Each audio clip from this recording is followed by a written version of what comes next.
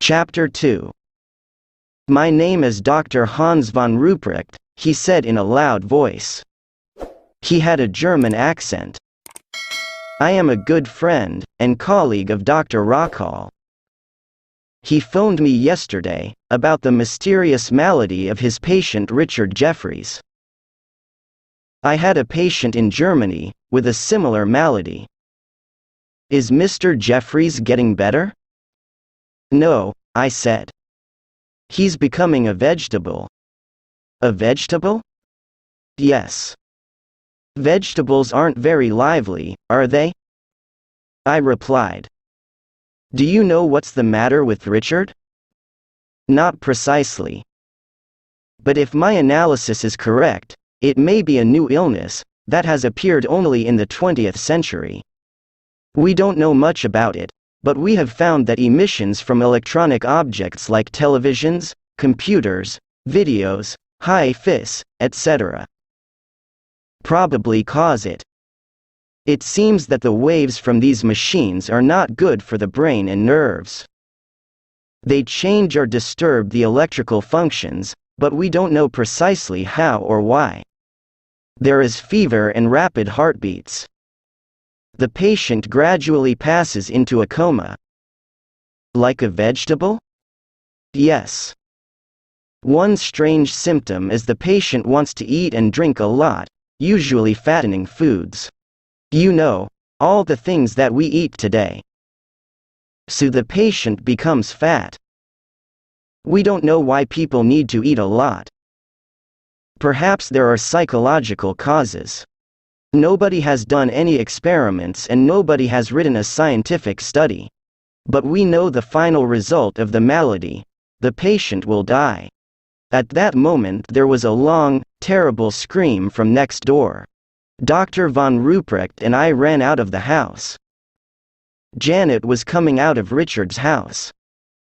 She was crying. When I asked her what was wrong, she couldn't answer. I put my arms round her and the doctor went into Richard's house.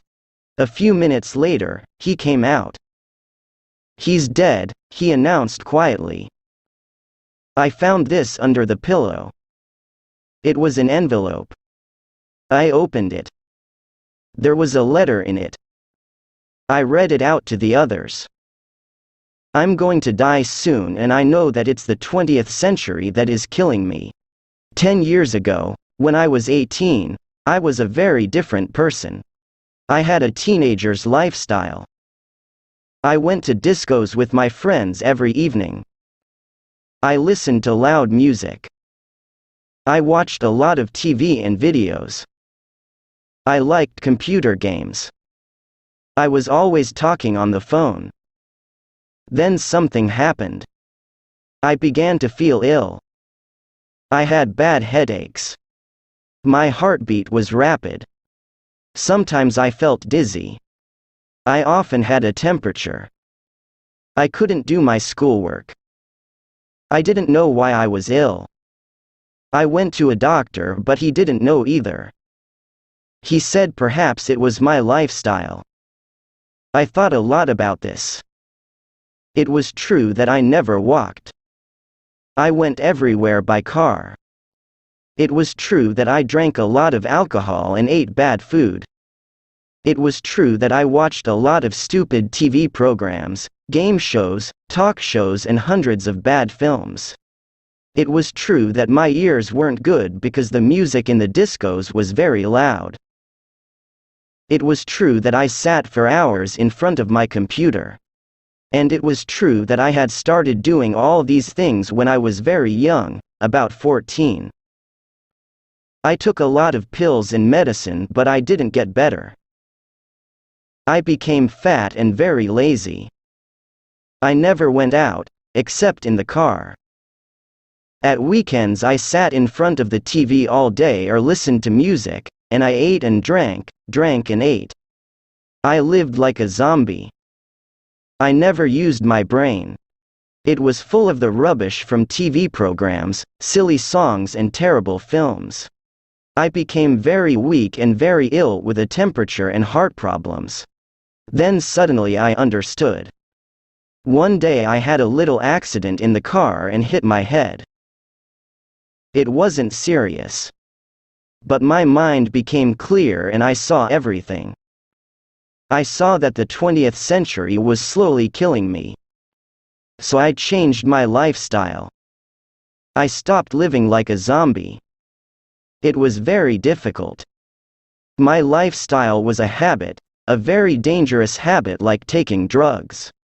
Life at the end of the 20th century was killing my mind and my body. So I began to walk everywhere. I didn't watch TV or listen to stupid music.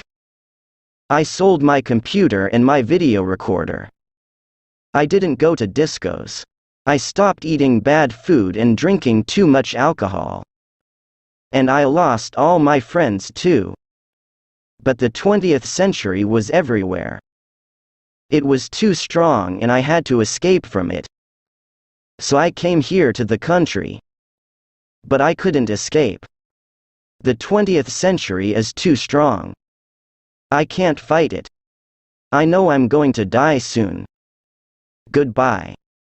Richard Jeffress. When I finished, Dr. von Ruprecht said sadly, "So now we know that this is an illness of the mind caused by living in the 20th century. Can I take this letter with me, please? I want to write a report about Richard's case and publish it. Then all the world will know." But before the doctor could finish, poor Janet fell to the ground with a strange cry. Von Ruprecht examined her, then looked at me. "She has got a temperature. Her heartbeat is very fast." He shook his head sadly.